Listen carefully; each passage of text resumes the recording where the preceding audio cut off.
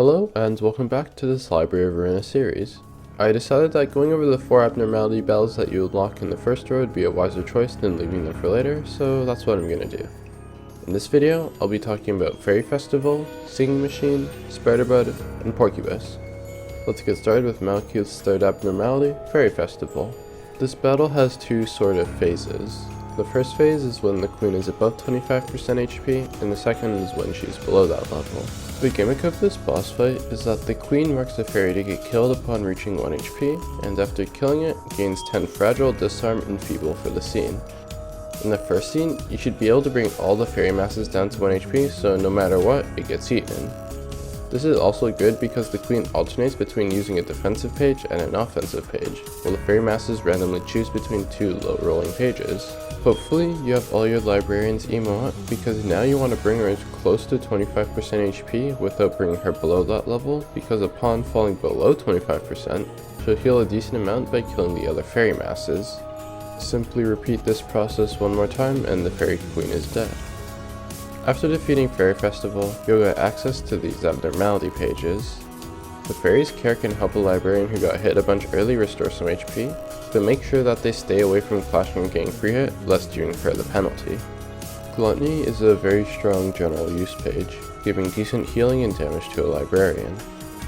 Finally, Predation is a more extreme version of Fairy's Care, healing the selected librarian based on the number of living librarians without damaging the other ones, and giving them a large boost for one scene. Overall, I would say that Gluttony is the best and easiest to use of the three.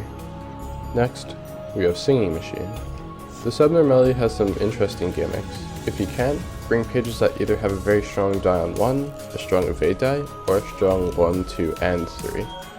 This is because although the addicted employees don't have very threatening pages at the start, on scene 3 and every 4 scenes onward, the fight's gimmick activates and the Singing Machine opens up, causing the addicted employees to use their special pages.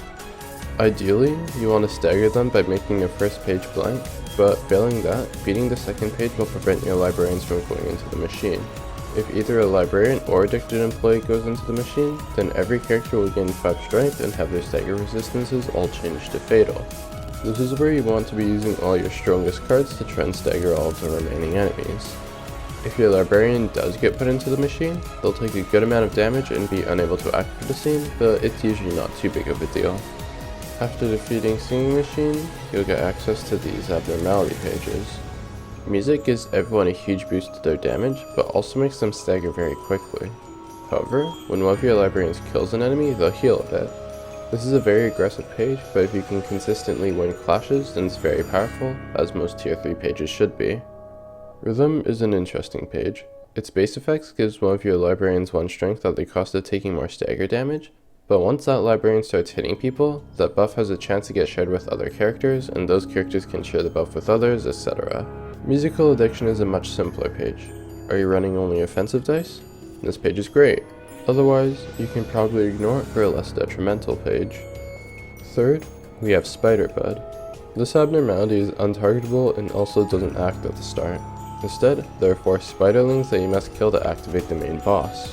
It's important to note that the main boss's attack is quite powerful, instantly staggering the target, so we want to minimize the number of times it'll activate.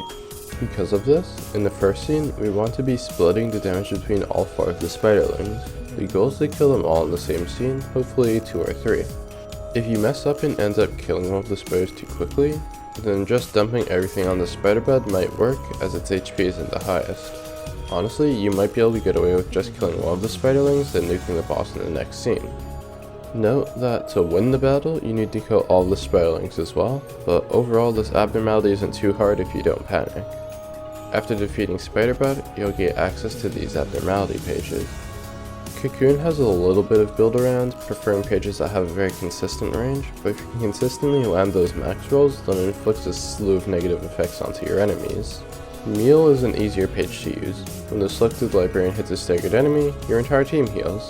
This one can really bolster your survivability in longer receptions. Finally, Alertness has 2 effects. The first is reducing the power of dice clashing into the selected librarian, essentially giving them a universal 1 power boost. Additionally, when the selected librarian wins a clash, they have a chance to inflict some powerful status defects to the enemy. This is best on a character who you expect to be clashing a lot. Last, there's Porcubus. This abnormality is focused around giving your allies pleasure cards. They restore your librarian's light and have very strong, if inconsistent, rolls. However, if your librarian gets hit while having 3 pleasure cards, they'll take 20 extra damage, which is quite a powerful blow indeed. Porcubus's most threatening page is Time for the Head to Burst. If all the hits land, then you'll instantly take the 20 damage as well as the damage from the rolls themselves. Fortunately, Porcubus isn't very tanky and you can probably just nuke it down as long as you don't clash poorly into its 1 to 10 evade die, of which it has many. After defeating Porcubus, you'll get access to these abnormality pages. Thorns is yet another powerful pierce die booster. Landing 3 pierce attacks on a target deals 2 to 7 bonus damage and stagger damage, and the stacks persist between scenes and can be on multiple enemies at once. Elation is a very risky page. A universal 1 power boost is quite powerful, but it's usually not worth half of your max stagger resistance unless you know what you're doing. I would say that Laughing Powder is a much easier and more effective page, giving your librarians a large boost to their effective stagger resistance. In the next video, we'll actually start going into the next row of Urban Plague. I'll see you soon, and as always, thank you for watching.